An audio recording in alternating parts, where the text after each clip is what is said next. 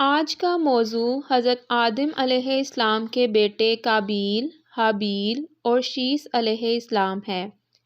جب آدم اور حوا زمین پر اتر آئے اور اللہ تعالیٰ نے حضرت آدم کو زمین پر رہنے کے لیے ہر طرح کا علم سکھا دیا، کہا جاتا ہے کہ دنیا میں حضرت آدم ہند میں اور حضرت حوا جدہ میں اتری اور آخر ان دونوں کی ملاقات میدان عرفات میں ہوئی۔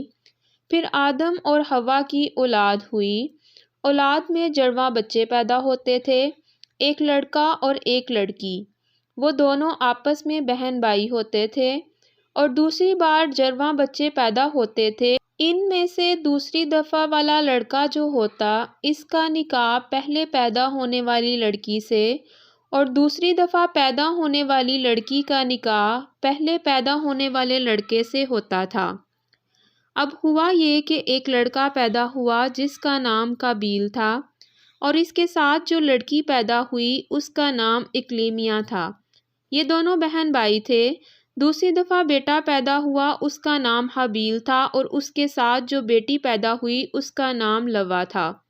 اب ہونا تو یہ تھا کہ قابیل کا نکاح لوا سے اور حابیل کا نکاح اقلیمیہ سے ہو، مگر قابیل نے کہا کہ میں تو اقلیمیہ سے نکاح کروں گا کیونکہ اقلیمیہ بہت خوبصورت تھی، اور قابیل کو حسد ہوا کہ یہ حابیل کو کیوں ملے، یہ مجھے ملے۔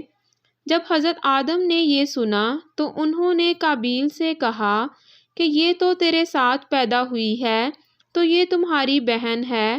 وہ نہ مانا تو حضرت آدم نے کہا کہ یہ میری بات تو مان نہیں رہا، لیکن یہ اللہ کے حکم کو مانے گا۔ پھر حکم یہ ہوا کہ حابیل اور قابیل اللہ کی راہ میں قربانی دیں۔ جس کی قربانی قبول ہوگی وہ حق پر ہوگا۔ قابیل عمر میں بڑا تھا اور کھیتی باڑی کرتا تھا اور مزاج کے اعتبار سے تیز اور سخت طبیعت کا مالک تھا۔ اس کا چھوٹا بھائی حابیل نرم طبیعت کا تھا اور رحم دل تھا، اور اس کا پیشہ بھیڑ بکریاں چرانا تھا۔ حابیل چونکہ بکریاں چراتا تھا اس لیے اس نے موٹا تازہ بکرا ذبح کیا، جبکہ قابیل جو کھیتی باڑی کرتا تھا اس نے بیکار فصل کا گٹھا بطور قربانی پیش کیا۔ اب اس زمانے میں قبولیت کی یہ نشانی تھی کہ آسمان سے آگ اترتی تھی اور جس کی قربانی قبول ہونی ہوتی تھی اس کی قربانی کو لے جاتی تھی۔ اسی دوران آسمانوں سے آگ اتری اور اس نے حابیل کی قربانی کو کھا لیا۔ قابیل کی قربانی ویسے ہی پڑی رہی، جس پر وہ سخت ناراض ہوا اور کہنے لگا، میں تمہیں قتل کر دوں گا تاکہ تم میری بہن سے شادی نہ کر سکو۔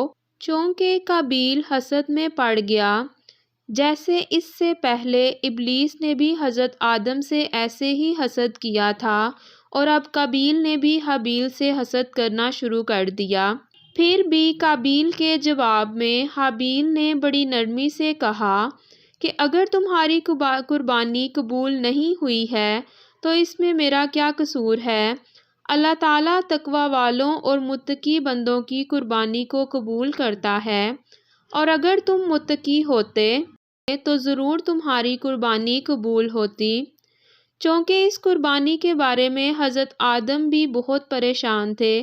وہ چاہتے تھے کہ حابیل کی قربانی قبول ہو لیکن قابیل کی قربانی قبول نہ ہو، تو قابیل نے حضرت آدم سے کہا کہ حابیل کی قربانی آپ کی دعا کی وجہ سے قبول ہوئی ہے، لیکن میرے لیے آپ نے دعا نہیں کی، اس لیے میری قربانی قبول نہیں ہوئی۔ پھر اس کے بعد اس نے اپنے بھائی حابیل کو دھمکیاں دینا شروع کر دیں۔ ایک دن موقع پا کر جب حابیل سویا ہوا تھا، اس نے ایک بھاری پتھر اٹھا کر اس کے سر پر دے مارا۔ اکثر روایات میں یہ بھی کہا جاتا ہے کہ لوہے کے کسی ہتھیار سے مارا، اور یہ بھی کہا جاتا ہے کہ اس کا زور سے گلا دبا دیا۔ اس طرح اس نے اپنے بھائی کو قتل کر دیا۔ اس کو اس طرح سے یاد رکھیں کہ قابیل نے قتل کیا ہے۔ قابیل بھی نقطے والی کاف سے شروع ہوتا ہے اور قتل بھی نقطے والی کاف سے۔ حابیل کو قتل کرنے کے بعد قابیل کے ذہن میں اپنے بھائی کی لاش چھپانے کی کوئی تدبیر نہیں آئی۔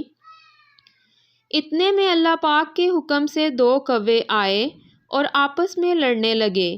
ان میں سے ایک نے دوسرے کو مار ڈالا اور اپنی چونچ کے ذریعے سے دوسرے کوے کو زمین میں دفن کر دیا۔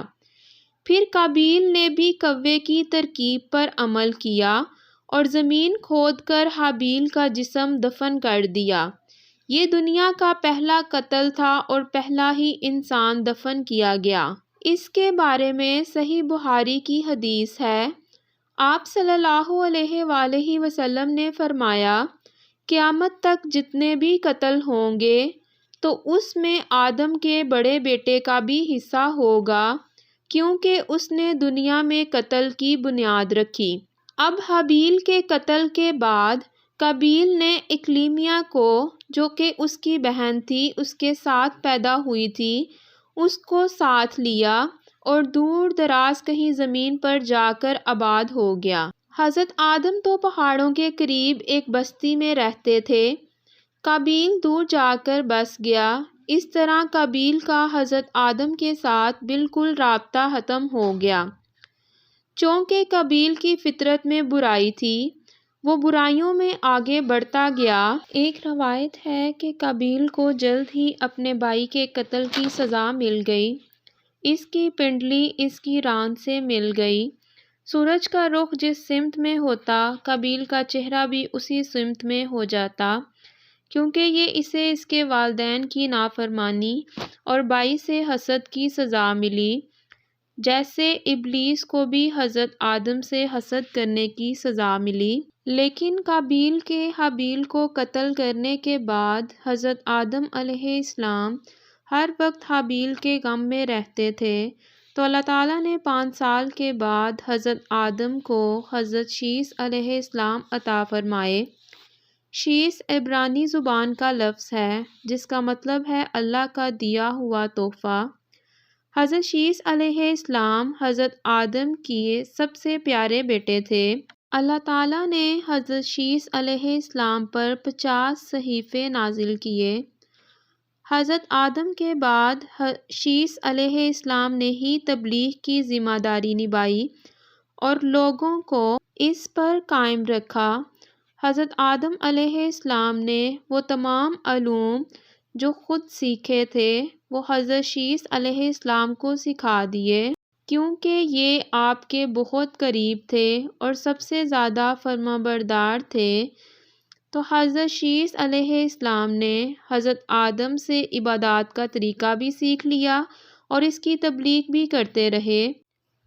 ان کی ایک خصوصیت یہ بھی ہے کہ انسان ان کی نسل سے آگے پھیلے، کیونکہ قابیل کی نسل اور خاندان طوفان نوح میں ختم ہو گئی تھی، تو ادھر شیث علیہ السلام نے بہترین تربیت کا کام شروع کر دیا۔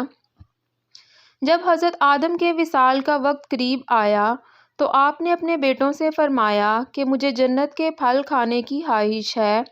بیٹے پھلوں کی تلاش میں نکل پڑے۔ راستے میں ان کی ملاقات فرشتوں سے ہوئی، جن کے ہاتھ میں کفن، خوشبو، کلہاڑے، بیلچے اور ٹوکریاں تھیں۔ فرشتوں نے ان سے پوچھا کہ تم کیا تلاش کر رہے ہو؟ انہوں نے کہا ہمارے والد بیمار ہیں اور جنت کے پھل کھانے کی خواہش کر رہے ہیں۔ تو فرشتوں نے کہا واپس چلے جاؤ، تمہارے والد کے وصال کا وقت قریب ہے۔ وہ واپس لوٹ گئے۔ حضرت حوا نے جب فرشتوں کو ان کے ساتھ دیکھا تو حضرت آدم کے پیچھے چھپ گئیں۔ حضرت آدم نے فرمایا کہ مجھ سے دور ہو جاؤ، میں تم سے پہلے آیا ہوں، تم میرے اور میرے رب کے فرشتوں کے درمیان نہ آؤ۔ فرشتہ روح قبض کرنے لگا تو آدم کی عمر 960 سال تھی۔ آپ نے کہا کہ میری عمر کے تو ابھی 40 سال باقی ہیں، میری عمر تو 1000 سال تھی۔ وہ اپنی عمر سے آگاہ تھے تو ان کو یاد کروایا گیا کہ انہوں نے اپنی عمر کے 40 سال حضرت داؤد علیہ السلام کو عالم ارواح میں دے دیے تھے، جو کہ وہ بھول چکے تھے۔ نبی کریم صلی اللہ علیہ وآلہ وسلم نے اس بارے میں فرمایا کہ جیسے آدم بھول گئے تو آدم کی اولاد بھی بھول گئی۔ پھر حضرت آدم علیہ السلام کی روح قبض ہوئی۔ حضرت آدم علیہ السلام وفات پا گئے اور ان کی وفات جمعہ کے روز ہوئی تھی۔ جب حضرت آدم کی روح قبض کر لی گئی، انہیں غسل دیا گیا، کفن پہنایا گیا، خوشبو لگائی گئی، پھر ان کی قبر تیار کی گئی اور پھر نماز جنازہ ادا کرنے کے بعد انہیں قبر میں اتارا گیا۔ پھر فرشتوں نے دفن کرنے کے بعد حضرت آدم کی اولاد سے کہا کہ تمہارے لیے بھی دفن کا یہی طریقہ ہے۔